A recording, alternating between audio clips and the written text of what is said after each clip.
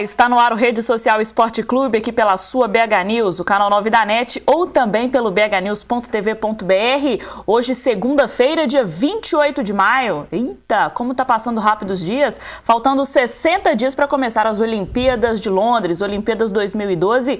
E aí você imagina como será o Rede Social. É a Olimpíada de ouro para cá, de prata para cá, de bronze para lá, se Deus quiser, porque é o que a gente torce para todos os atletas brasileiros em todas as categorias. E aí você vai olhar para o meu convidado e vai falar, mas hoje não é sexta. Não tem problema, gente. Hoje é dia de rede social e todo dia é dia de boleiros da arquibancada. O Ramon tá dando uma descansada e por isso, para ser substituído à altura, Matheus de Oliveira comigo para a gente bater aquele papo de esporte especializado e também, é claro, sobre futebol, porque a rodada foi pesada. Bom dia, Matheus. Bom dia, Bárbara. A rodada foi pesadíssima e o Ramon tá chinelinho demais, não tá não? Tá, não vem sexta. É complicado. Tá demais. E esse final de semana, esporte para todos os gostos, né? Tivemos aí o começo do Roland Garros, tivemos o Campeonato Brasileiro pegando fogo nessa segunda rodada e também as finais do Novo Basquete Brasil e futsal. Tem esporte para todo gosto, Bárbara. O fim de semana foi recheado. E é claro o futebol, né? É porque claro. Todo mundo ama. Mas vamos começar o Rede Social Esporte Clube começando de sábado, porque o Minas enfrentou a Soeva, como a gente havia trazido na sexta-feira, e perdeu por 4-1, 2 jogos no Rio Grande do Sul, 2 derrotas, e aí a sequência excelente de 4 vitórias foi realmente interrompida. 4-1 e aí não foi um jogo tão apertado, né? Um jogo de mais equilíbrio, de superioridade do Assoeva, né? Foi isso mesmo. O Assoeva terminou o primeiro tempo vencendo por 1-0, depois fez 3-0 no segundo tempo. O Minas diminuiu com o Lucas, mas aí faltavam 6 minutos para o fim da partida e o time da casa estava bem melhor. Aí fez o 4º gol, liquidou a fatura. O Minas agora vai jogar contra o Suzano no fim de semana lá em São Paulo, mais um jogo fora, 3º jogo consecutivo fora de casa, tomara que consiga uma vitória. Se conseguir a vitória diante do Suzano, ganha pelo menos uma posição, já que o time de São Paulo é o 9º colocado e o Minas é o 10º. A diferença é de 1 ponto, o Suzano tem 19 e o Minas 18 pontos. E aí com essa derrota o Minas, como você comentou, é o 10º colocado e o Assoeva tomou o antigo lugar do Minas, né? Subiu para 7º. Essa tabela da Liga de Futsal também muda muito, né? Ganha 2 jogos, pula 7 posições, perde assim, 1, cai. É assim. Até pelo grande equilíbrio que temos. Os times este ano, está mais equilibrada a Liga esse ano do que no ano passado. Os times estão fortes. Temos, os jogadores foram bem divididos entre as equipes, principalmente na ponta da tabela. Na ponta da tabela a gente tem variação a todo momento, Bárbara. E repito, o Minas volta a jogar no sábado, 7 da noite, lá em São Paulo, contra o Suzano, equipe de muita tradição e sem dúvida será um jogo muito difícil, porque a força da torcida do Minas não estará presente em peso, como é aqui em Belo Horizonte. De toda forma, sorte para o Minas e a gente volta a falar deste jogo no final da semana. Vamos falar de vôlei, e essa notícia não é diretamente brasileira, mas de certa forma nos atinge. A seleção cubana realmente está fora, Cuba perde e está fora do vôlei feminino em Londres. Seleção foi derrotada de forma dramática pelo Japão e não tem mais chances de classificação no pré-olímpico mundial. Essa é uma notícia do portal Super Esportes e eu trouxe isso porque Cuba foi algoz brasileiro em algumas oportunidades e desta vez não estará dentro. Eu acho que o esporte, de uma forma geral, perde bastante. É gostoso ver Cuba, Rússia enfrentando o Brasil. É verdade. E a campanha de Cuba foi terrível. Foram 4 derrotas em 5 partidas nesse pré-olímpico. E a equipe teve problemas fora de quadra também. Teve que pegar dinheiro emprestado com a Federação Internacional de Vôlei para conseguir participar do torneio. A equipe de Cuba é formada por jogadores jovens, é muito inexperiente. Estava mais ou menos previsto que a campanha não seria boa, mas não tão ruim quanto foi. Agora, era sempre bom a gente ver, Bárbara, duelos entre Brasil e Cuba, né? Sempre saía muita pancadaria também, na época da Márcia Fu, a rivalidade é muito grande, a provocação das jogadoras de Cuba. E agora a gente não vai ter isso, né? A última participação de Cuba nas Olimpíadas, aliás, a última vez que Cuba não conseguiu participar das Olimpíadas foi em Seul, em 88, mas por uma questão política, o Fidel Castro não quis que a seleção participasse. Tecnicamente, a última participação foi em 68 no México. Perde muito o esporte porque é uma das maiores seleções da história. Exatamente, eu lamento muito justamente por isso, porque espetáculo, né, gente? Ver vôlei de Cuba contra o do Brasil, como é de Rússia também contra as nossas meninas. Infelizmente, vida que segue, porque o Brasil tá lá e é o que importa. É o que importa. Vamos falar de UFC, porque esse final de semana foi demais pro UFC. A gente tem notícia ruim com relação ao UFC em Belo Horizonte e notícia muito boa com relação ao UFC 146, que aconteceu no final de semana. Na sexta-feira, nós trouxemos aí aquela foto do Frank Mir e do Júnior Cigano, um encarando o outro, e deu o Júnior Cigano. Ele regaçou o Frank Mir no segundo round. Inclusive, numa entrevista antes da luta, ele falou: eu não vou acabar com ele no primeiro round, não, eu vou deixar pro segundo. E foi exatamente o que aconteceu. Essa foto sensacional, o Frank Mir deformado, e o Júnior Cigano foi com tudo pra cima dele. E conseguiu manter o cinturão de pesos pesados aqui. Aconteceu mais ou menos o que a gente previa, né? O início de luta, o Frank Mir tentando levar o duelo pro chão para tentar utilizar o seu jiu-jitsu, que é a sua principal arma, e o Júnior Cigano conseguiu se esquivar bem. No boxe deu o Júnior Cigano, no primeiro round quase conseguiu o nocaute. Se tivesse mais 30 segundos ali, seria tranquilo para o brasileiro. Aí veio o segundo round, o Júnior Cigano muito tranquilo, muito concentrado na luta, Bárbara. Ele se esquivava bem dos golpes do Frank Mir, que não conseguia encaixar bons golpes no Cigano. O Cigano também se defendia muito bem, aí acertou um de direita que quebrou o Frank Mir, foi para o chão e não teve volta. Agora deixa eu te perguntar, porque eu sempre confundo Minotouro e Minotauro. Quem foi o mentor dele? Foi o Minotauro? O Minotouro. Minotouro. Aliás, o Minotauro. O Minotauro que é peso pesado. O Minotouro é o peso inferior ao do irmão. Então, aí o Minotauro foi derrotado pelo Frank Mir em uma oportunidade. E ele disse que já conseguiu fazer a revanche aí e pagou aí a derrota do adversário. Agora ele diz que é uma revanche com Caim Velasquez, que também derrotou o nosso brasileiro Pezão aí nesse UFC 146. E ele diz que quer lutar com Caim para poder ficar kit, que aí ninguém derrota o mentor dele. Ele lutou contra o Caim e venceu bem, né? Foi a penúltima luta dele, inclusive. Agora o Caim, provavelmente a próxima luta, a próxima defesa de cinturão do Cigano será contra o Caim, que venceu o Pezão ontem. Uma luta muito complicada para o Pezão, porque no início o Caim Velasquez conseguiu levar a luta para o chão e utilizou as cotoveladas e abriu um corte enorme no supercílio do lutador brasileiro, sangrou bastante e estava até dificultando para ele enxergar. E ele conseguiu liquidar a luta com tranquilidade. Foi até fácil, de certa forma, para o Caim Velasquez. É verdade. No sábado à noite, porque a luta principal aconteceu, já era mais de meia-noite, né? Já era mais de meia-noite. E Frank Mir. Só dava isso no Twitter. Cigano sensacional, foi para os trending topics, né? Dos assuntos mais comentados aí do mundo. Arrasou realmente. Parabéns para o Cigano e que ele derrote realmente o Caim. Porque não pode ser qualquer um que derrota Minotouro, Minotauro e os nossos grandes lutadores aí do MMA. Ainda dentro do assunto, só que aí a notícia que eu comentei, péssima notícia para o UFC 147, que acontece aqui em Belo Horizonte, no Mineirinho. Se o card já era fraco, agora, gente, ficou ainda pior. O Vitor Belfort, que lutaria contra o Vanderlei Silva, né, que seria a luta principal, quebrou a mão. E aí ele tweetou, colocou: não consigo dormir pensando no que aconteceu. Estou muito triste, mas sei que irei voltar forte. E aí outros tweets dele também ontem, falando que quer agradecer pelo carinho de todo mundo, que ele tá chateado, que Deus sabe de todas as coisas e tudo mais. Só que perde muito, né? Quebrou a mão, vai conseguir lutar, obviamente. Com certeza voltará, porque lesão faz parte de um atleta deste tipo de esporte, mas Belo Horizonte perde muito. Perde muito e o Vitor estava pilhado, porque a casa dele é Belo Horizonte. Exatamente. Ele tem família aqui em Belo Horizonte. Tem muita gente falando que ele tremeu. O pessoal tem que levar mais na esportiva, pelo amor de Deus. Claro que ele não tremeu, ele estava com muita vontade, estava entusiasmadíssimo para vir lutar em Belo Horizonte. Seria a revanche do Vanderlei Silva com ele e a luta entre os treinadores do TUF Brasil.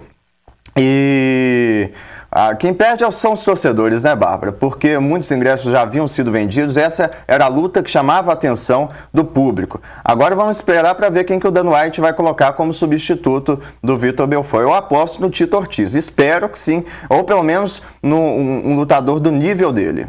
Gente, é duro realmente, como o Matheus comentou, quem mais perde é o torcedor que já havia comprado realmente o ingressos que já estão esgotados. Nós temos a imagem aí de uma nova notícia também do portal Super Esportes, que os ingressos das cadeiras numeradas todos esgotados. Só restam ainda as arquibancadas, que custam R$ 220 a inteira, 110 a meia, e a cadeira especial R$ 450 inteira e R$ 225 a meia. Só que Depois de Belo Horizonte perder a grande luta, Vanderlei Silva versus Vitor Belfort, eu não sei se esses ingressos vão ser vendidos não, viu? Na verdade, eu acho que o Dana White precisa de rapidamente procurar uma solução para isso, uma justificativa, porque com certeza quem já comprou tá bravo.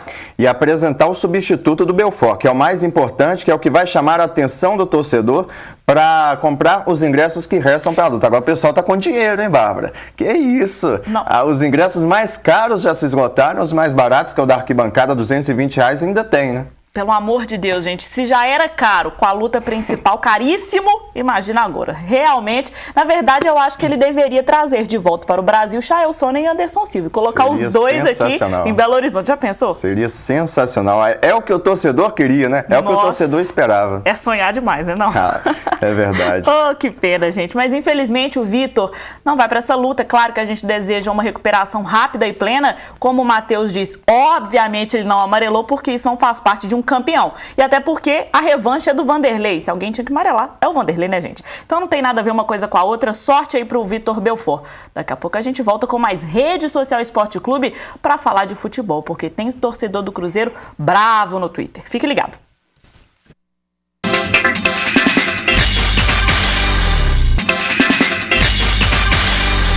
De volta com Rede Social Esporte Clube aqui do seu canal 9 da NET ou também pelo bhnews.tv.br. Lembrando que você pode participar em tempo real pelo twitter.com/redesocialsc, twitter.com/redesocialsc, e começa nesta semana o sorteio da camisa oficial do Atlético. E não é a camisa velha não, viu? A camisa que foi lançada este ano pela Topper, marca esportiva que patrocina o Atlético, lançada algumas semanas atrás. O Atlético jogou com ela ontem contra o Corinthians. E é com ela que nós vamos fazer esse super sorteio aqui pela BH News no Rede Social Esporte Clube. E ao longo da semana eu trago as informações de como você, telespectador, pode participar. E não vai ser pelo Twitter não, viu? Você vai ter que assistir o programa para poder concorrer a esta linda camisa do Atlético. Daqui a pouco a gente fala de futebol, porque o final de semana também foi de muita velocidade. Vamos começar falando de Fórmula 1, daqui a pouco a gente fala de Fórmula Indy. E uma coisa histórica, né, Matheus? Pela primeira vez na história da Fórmula 1, 6 provas, 6 ganhadores diferentes. No Grande Prêmio de Mônaco, deu Mark Webber, o australiano, que arrasa sempre também. E deu também brasileiro. Conseguiu crescer na prova, Felipe Massa ficou em 6º e Bruno Senna em 10º. Pois é, os brasileiros largaram muito bem. O Felipe Massa conseguiu 2 posições logo na largada, saiu do 7º lugar para o 5º, o Bruno Senna do 13º para o 10º lugar. Aí o Massa perdeu a posição apenas na volta 33, perdeu uma posição depois que ele teve que fazer a parada. Ele ficou em 6º lugar e segurou até o fim da prova. O Mark Webber liderou de ponta a ponta, nunca ficou fora da primeira posição. E é muito importante isso, Bárbara, esse equilíbrio na Fórmula 1, porque mostra mais do que a equipe, o talento do piloto, porque nos últimos anos a gente estava acostumado a acompanhar os pilotos despontando logo no início do campeonato. Isso mostra apenas o talento da equipe, o poder de motor do carro do piloto. Agora não, agora com os carros mais ou menos no mesmo nível, mostra quem realmente é bom, e vai ser uma luta dificílima para os pilotos até o fim dessa temporada da Fórmula 1. Vamos ter grandes emoções. Tomara realmente, como você disse, mostra um equilíbrio e não fica tão chato, né? Não perde a graça. Completando o pódio, o Nico Rosberg ficou em 2º e o Fernando Alonso em 3º. Repito, Felipe Massa em 6º e Bruno Senna em 10º. Lembrando que foi a melhor corrida do Felipe até hoje dentro da temporada. Falando de Indianápolis, aconteceu no final de semana uma das provas mais tradicionais da categoria, as 500 milhas de Indianápolis, lá nos Estados Unidos, no estado de Indiana. E o grande vencedor foi o escocês Dario Franchitti, em seguida da Nova Zelândia, o Scott Dixon e dentro do pódio, gente, um brasileiro, Tony Kanaan, também para dar alegria, né? Porque tava difícil também dentro do automobilismo, só notícia chata, só o pessoal na parte de baixo da tabela. Os outros brasileiros, o Hélio Castro Neves terminou a prova em 10º, logo depois o Rubens Barrichello em 11º e a Bia Figueiredo lá atrás em 23º. O Rubens Barrichello fez uma aposta com o Tony Kanaan.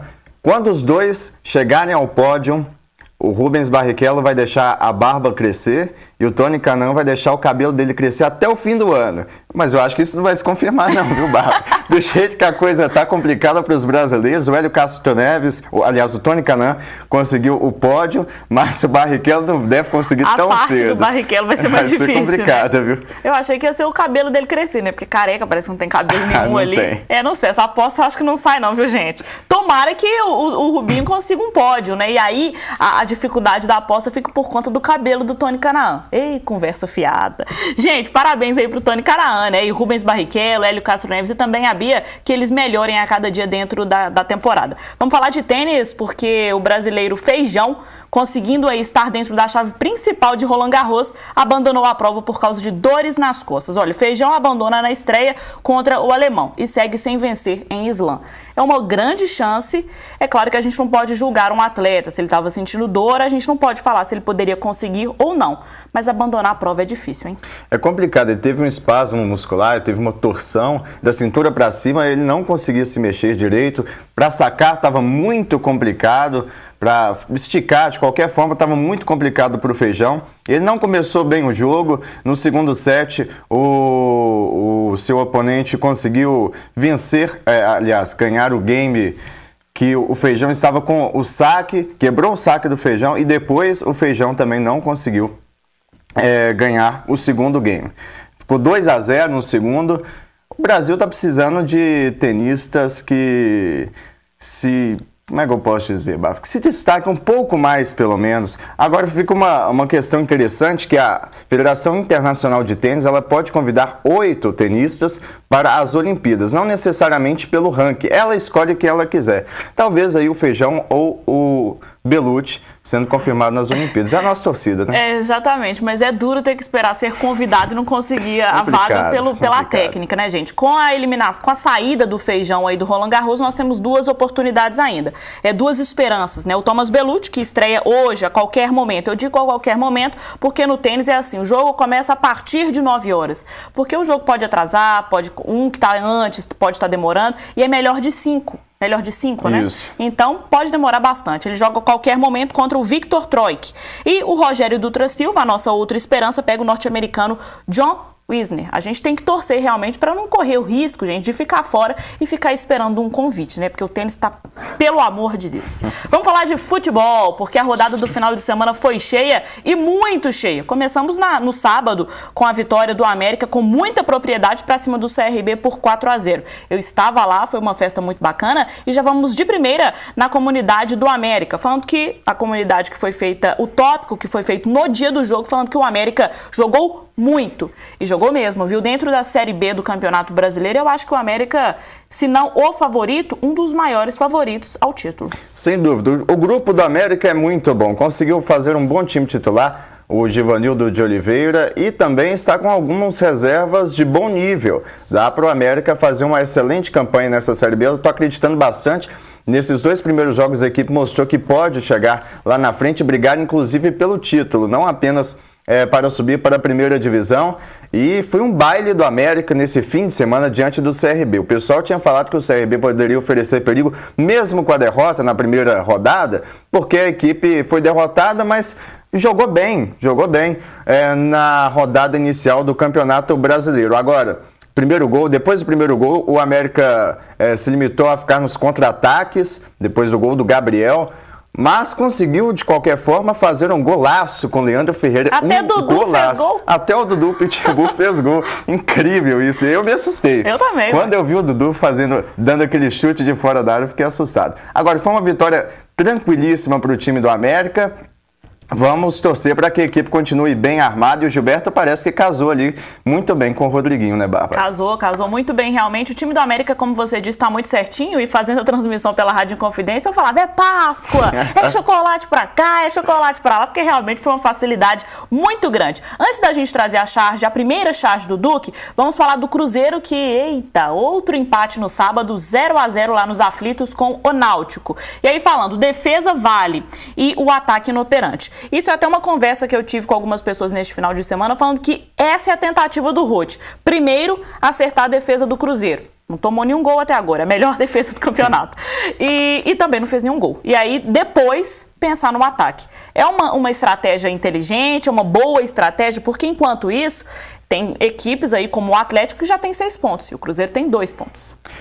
O grupo do Cruzeiro é voltado para jogar defensivamente. Se você pegar o número de volantes que a equipe tem, mas isso também é uma tendência de todo o time do técnico Celso Ruth, que ele gosta do antifutebol, Bárbara. Eu tenho a impressão que é isso. Ele é pior do que o Joel Santana nessa questão de retranca. O Cruzeiro sofreu bastante no ano passado com isso e parece que vai sofrer esse ano também. Acertou a defesa, tem muitas falhas da defesa também, porque o Fábio foi exigido muito na partida contra o Náutico, principalmente no segundo tempo. Agora, tem que acertar esse ataque. O Wellington Paulista não pode jogar sozinho. A posição do Montijo não é de segundo atacante, o Montijo é meia. E precisa de um outro armador para jogar ao lado dele que não seja o Souza. O Souza, tudo bem, está fazendo boas partidas, mas tem que jogar Montijo, um armador mais o Souza, que não é um armador de origem. Aqui pelo twitter.com/redesocialsc. Bom dia, Bárbara e Matheus Metralha. É o Fernando Barbosa. O Fernando também, sobre o Cruzeiro no sábado. Pelo menos está mostrando uma defesa mais sólida, mas Fábio trabalhou muito. É aguardar o ritmo. Exatamente o que você acabou de dizer, né? Isso que o aí. Fábio, a defesa realmente foi melhor, mas o Fábio teve que trabalhar bastante, o que mostra que os zagueiros, gente, ó, acorda aí. Olha o Ribeiro, @Flávio30. Em Minas tem um bando de loucos rindo de ti, Corinthians. Vamos falar do Atlético, porque o Galo venceu ontem. Vitória importantíssima, 1-0 para cima do Corinthians.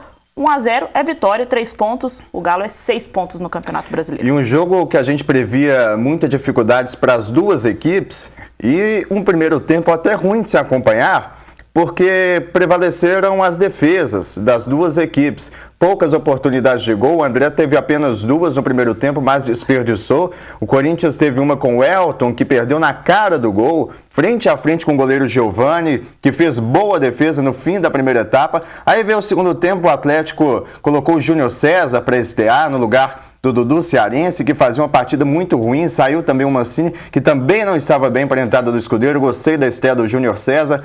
Richardson foi deslocado para o meio campo. Richardson não consegue ser titular ali mais, não. Não consegue. Também acho. Na lateral esquerda ele não consegue. Acredito que no próximo jogo o Júnior César já vai ser escalado como titular. E o Richardson, apesar da pouca eficiência técnica dele, vem crescendo nos últimos jogos pela vontade. Não sei se o Cuca teve uma conversa com ele, não sei o que aconteceu, mas o Richardson vem jogando humildemente.